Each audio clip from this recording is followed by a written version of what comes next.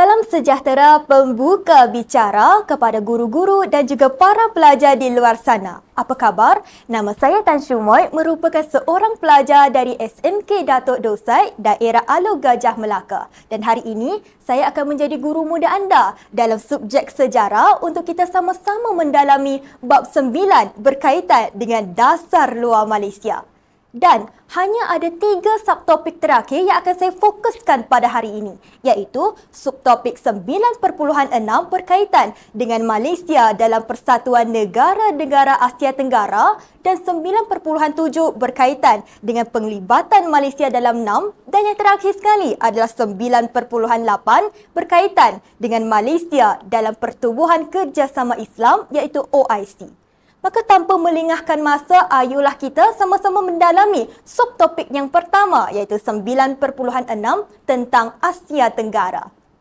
Baiklah rakan-rakan, dalam 9.6 iaitu berkaitan dengan ASEAN, hanya ada 3 bahagian utama sahaja. Yang pertama, kita menerokai latar belakang penubuhan ASEAN. Yang kedua, penglibatan Malaysia, apakah peranan yang dimainkan oleh Malaysia dalam pertubuhan ASEAN, dan seterusnya, yang terakhir adalah kepentingan ASEAN ini.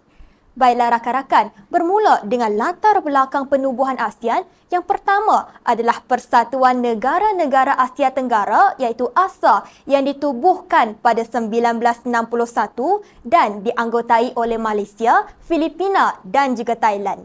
Dan tujuan penubuhan ASA ini adalah untuk menjaga hubungan serantau berkaitan dengan keselamatan. Yang kedua, tubuhnya Mafilindo pada tahun 1963 dan anggotanya seperti yang ditera pada namanya, iaitu yang pertama adalah Malaysia, Filipina dan juga Indonesia. Dan Mafilindo ini ditubuhkan untuk menyelesaikan isu pembentukan Malaysia, dan namun ia gagal untuk mencapai matlamatnya. Dan pada tahun 1967, barulah tertubuhnya ASEAN dan peringkat awal hanya disertai oleh 5 anggota utama iaitu Malaysia, Indonesia, Singapura, Filipina dan juga Thailand. Seterusnya, barulah dianggotai oleh 5 negara yang lain merangkumi Brunei, Myanmar, Laos, Kemboja dan juga Vietnam. Dan tujuan penubuhan ASEAN pada 1967 adalah untuk meningkatkan semangat setia kawan dan keserantauan. Seterusnya rakan-rakan sekalian, kita menerokai apakah penglibatan Malaysia dalam pertubuhan ASEAN. Yang pertama sekali adalah ZOPFAN, iaitu zon yang aman, bebas dan berkecuali.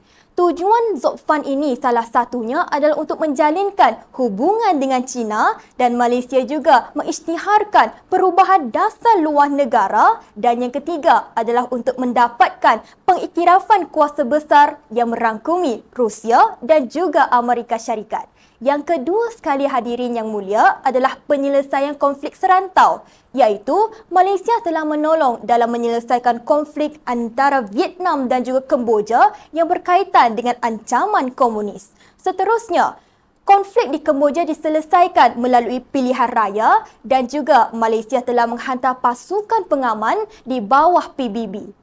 Dan yang ketiga sekali adalah kerjasama antara ekonomi. Yang pertama, kita ada projek industri ASEAN iaitu API, dan Malaysia juga merupakan pengeluar baja yuria.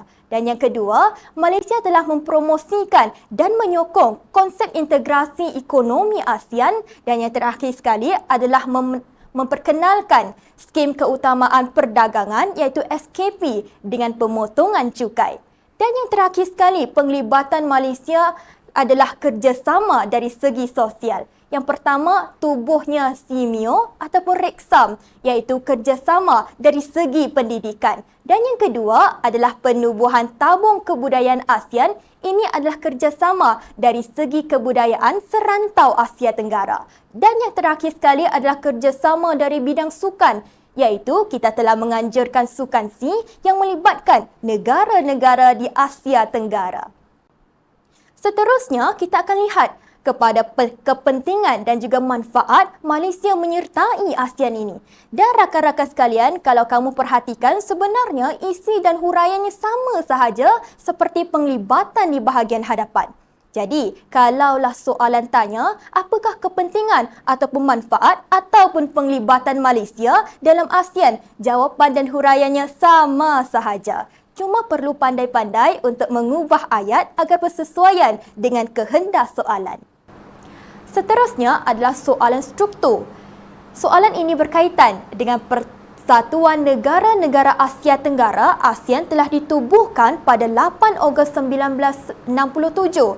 Maka, senaraikan dua negara yang telah menganggotai pertubuhan tersebut.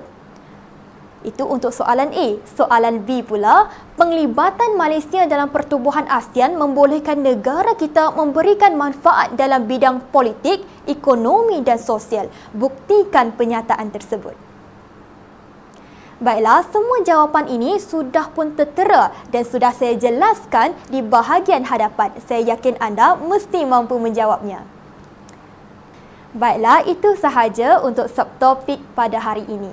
Jangan pernah menyerah, terus berusaha. Setiap usaha yang kamu lakukan hari ini akan menentukan kejayaan di masa depan. Maka teruslah berjuang.